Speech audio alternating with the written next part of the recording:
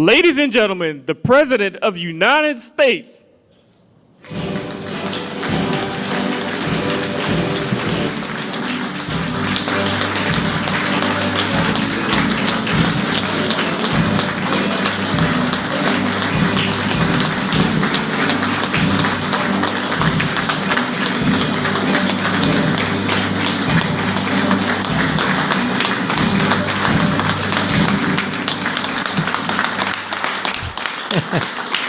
Thank you. Thank you very much. That was quite a formal entrance. I thought we were just going to sit down and talk a little bit.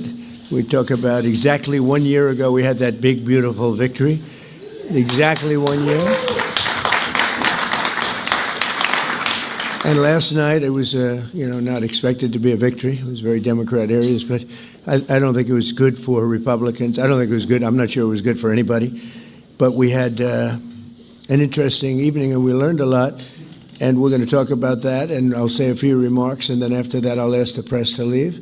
The press has been very, very nice to us the last couple of months. They were great to us in terms of the foreign visits with China, Japan, South Korea, Malaysia, and they were actually terrific. So I want to thank you for that. I'm sure you'll get back to your normal ways soon. But we did a great job over in China. And we've done a great job in turning off wars. We stopped 8 wars. And we have 1 to go, as you probably know, and that'll get stopped also. But we've done a great job, so it's really been an honor to do it, and I did it with many of the people in this room. Every one of you I know, and every one of you I like. I like our leaders. I like everybody. But I thought we'd have a discussion after the press leaves about what last night represented, and what we should do about it, and also about the shutdown and how that relates to last night. I think if you read the pollsters, the shutdown was a big factor, negative for the Republicans, and that was a big factor. And they say that I wasn't on the ballot was the biggest factor, but I don't know about that, but I was honored that they said that. And I just want to thank everybody for being here, and a very special thanks to Vice President J.D. Vance, who's doing a terrific job. J.D., thank you very much.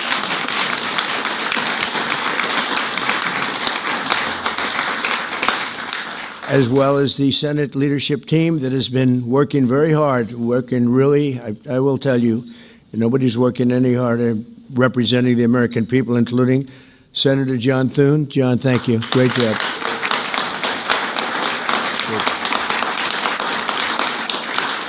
Senator John Barrasso. John, thank you very much. Senator Tom Cotton, wherever you may be. Tom, thank you. Thank you, Tom. Thank you. Senator Shelley Moore Capito, who's been very involved. Thank you, Shelley. Senator James Lankford from one of my favorite states, 77 out of 77. I always say 77 out of 77. Reagan was 56. That was the record. We got every one of them. Thank you, James. And a fantastic friend of mine and an incredible advocate during the election a year ago, Tim Scott. Thank you, Tim.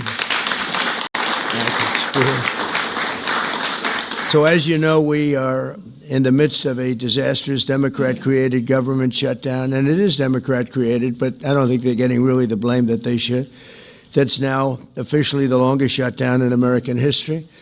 The Democrat radicals in the Senate have shown zero interest in reopening the government, and I don't think they'll act so soon. A lot of people disagree. I've been saying for the last 30 days, we've had 4 or 5 different points. Yes, sir, they're going to get it right now. We should have it done in a day.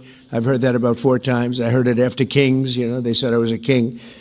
And I heard it after Kings. I heard it after a couple of other moments in time. And I said, no, I don't believe so. And now I heard it's after the election. I don't believe so. I think they will. I think they're kamikaze pilots. I just got back from Japan. I talked about the kamikaze pilots. I think these guys are kamikaze. They'll take down the country if they have to.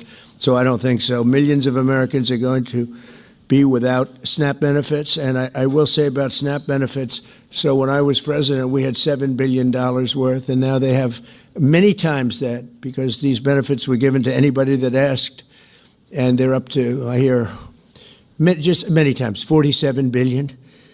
So it wasn't the purpose of SNAP. It was for people that really had problems, down and out, people that really had problems. But during Biden, they gave it to anybody that wanted it. I think it's something you have to talk about because the numbers are incredible. But countless public servants are now not being paid, and the air traffic control system is under increasing strain. We must get the government back open soon, and really immediately. We have to get it up. We have the hottest economy we've ever had, and it's affecting the stock market now a little bit. But the stock market, as of Friday, has hit many record highs during the last 9 months, many. And it will again. This is just the beginning, because when these plants that are being built right now start opening up, we've never had anything like this. There's a boom. There's a construction boom right now, but that's going to be bigger than that.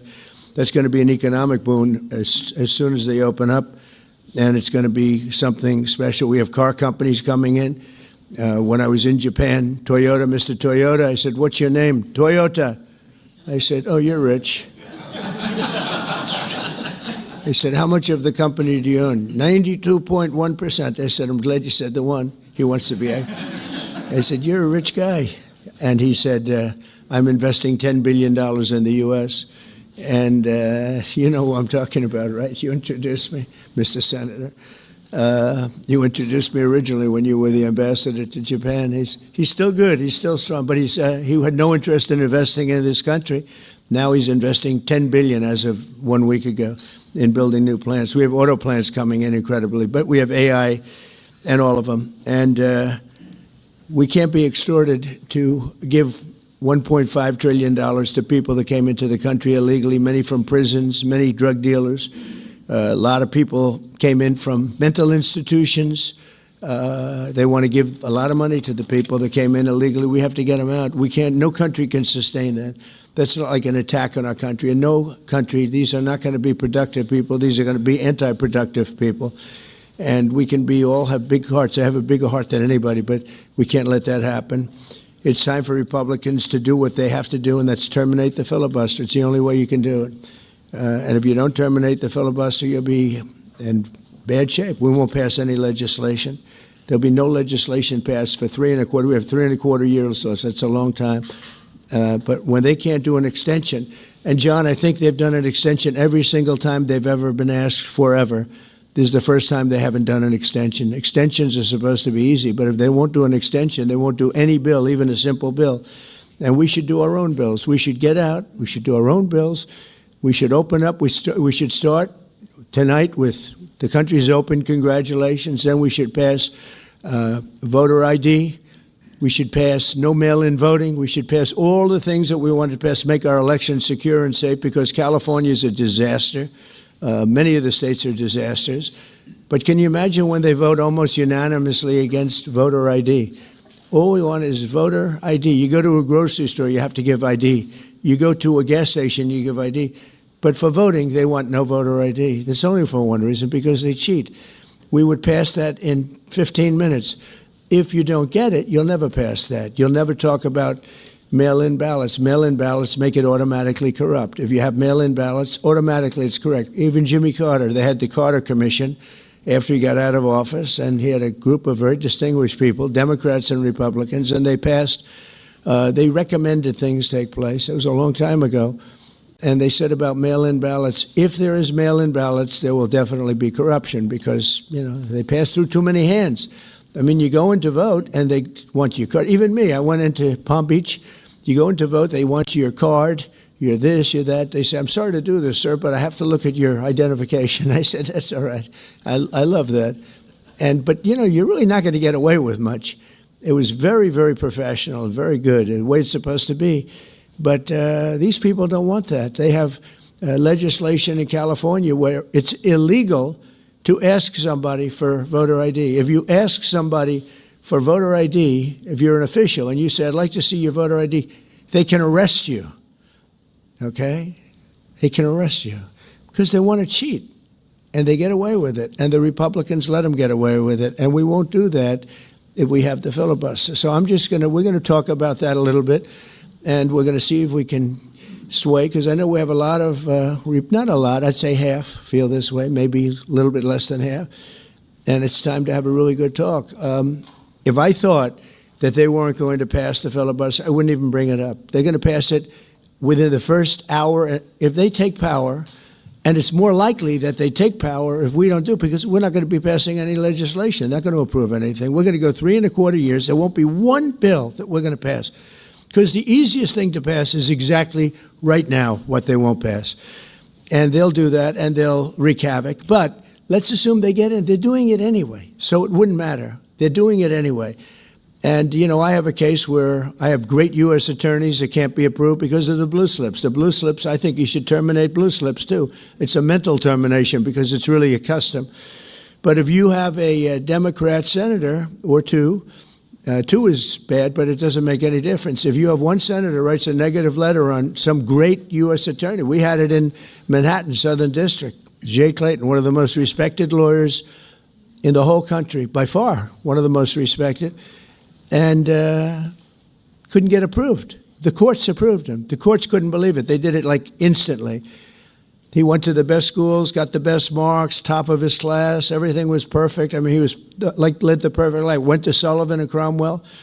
Almost immediately became the head of Sullivan and Cromwell. You know, the most prestigious law firm, I would say, in the country, just about. Whether it's Sullivan or two or three I could name, but Sullivan, I would say, really maybe number one. He was the head of Sullivan and Cromwell for like 20 years.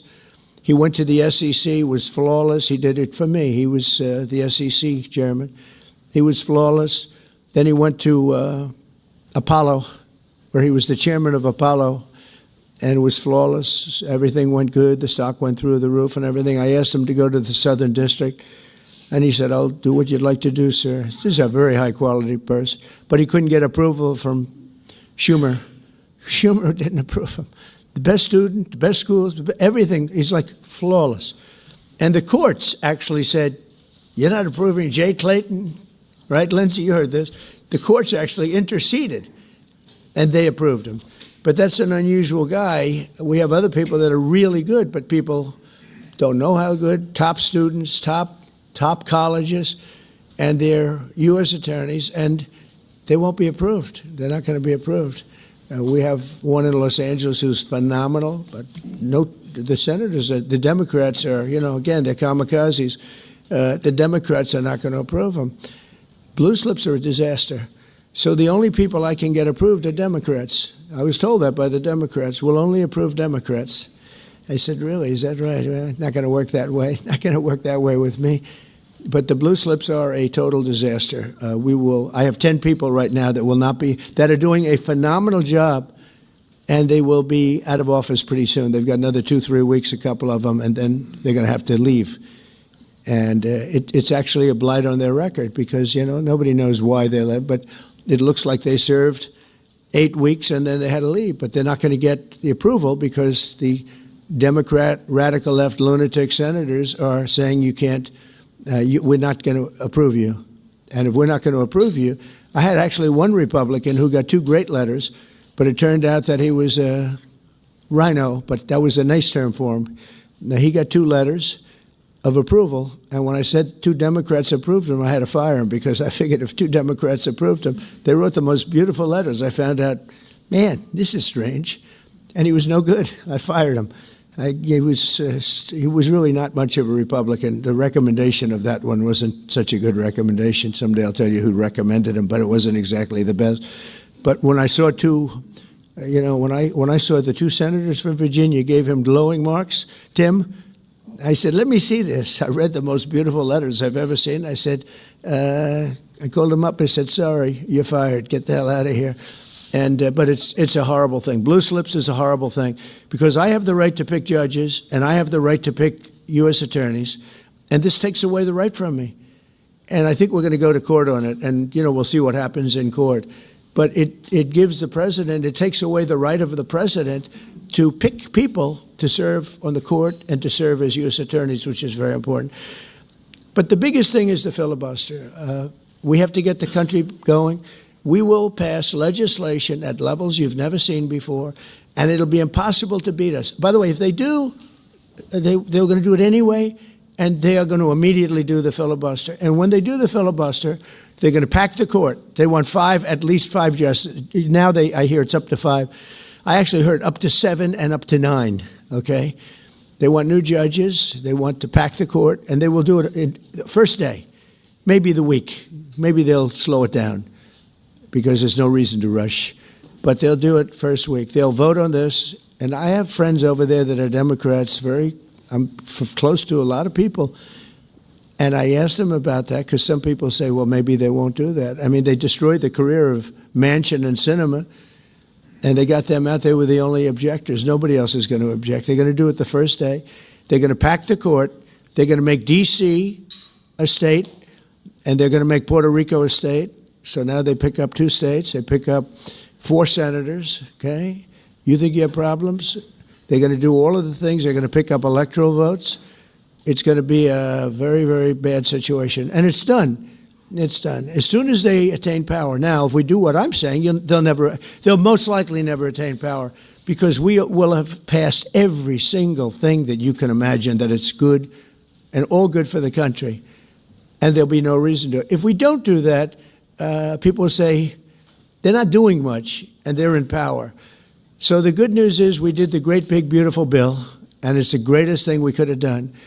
And the smartest thing with John and our Speaker of the House, who's so good, Mike Johnson, we did all in one bill. If we didn't, John, it would be a problem because, we would have gotten a small piece passed. A lot of people wanted to do that. A lot of people in the room wanted to do that. They went along with me and John and everybody, and we got this thing passed. Honestly, it's 4 years' worth of goodies.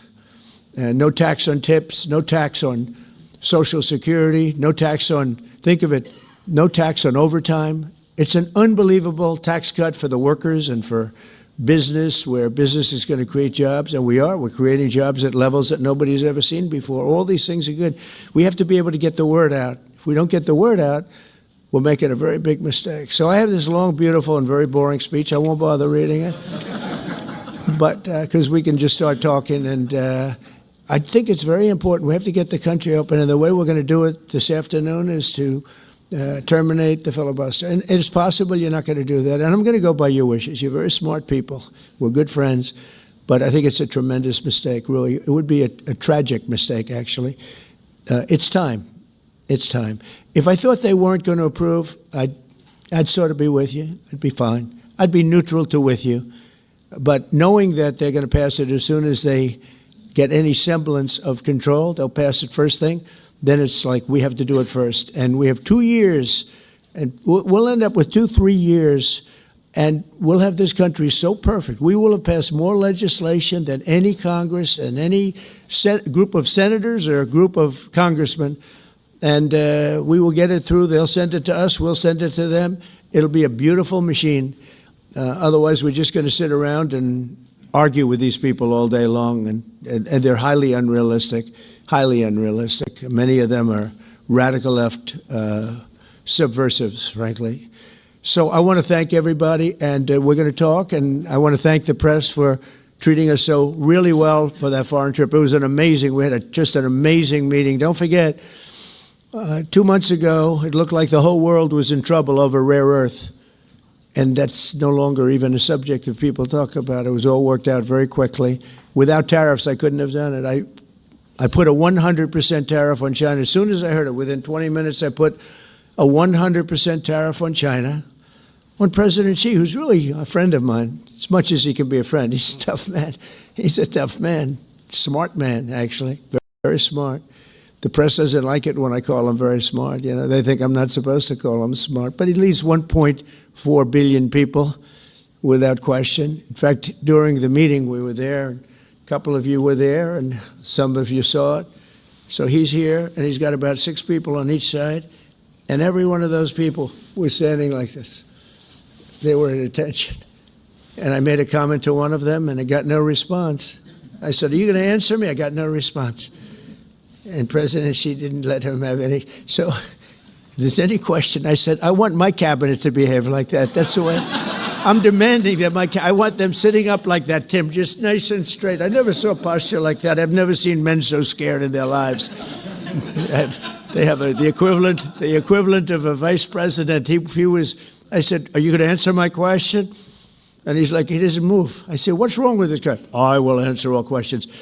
Why don't you behave like that? JD doesn't behave like that. JD buds into conversations. I want to have that for at least a couple of days, okay, JD? We'll keep you long term, but a couple of days of that would be very, very nice. Okay, I want to thank you, and we'll talk a little bit. And I see they set me up with a podium. I thought I'd just be sitting, but it's probably easier. I want to thank you all very much. Thank you to the press, and you can go, and we'll speak to you later. Thank you. I'm going to Miami to make a speech today at a big group, and we have a nice big crowd, and we'll see you there. A lot of you are traveling down with me. Thank you very much.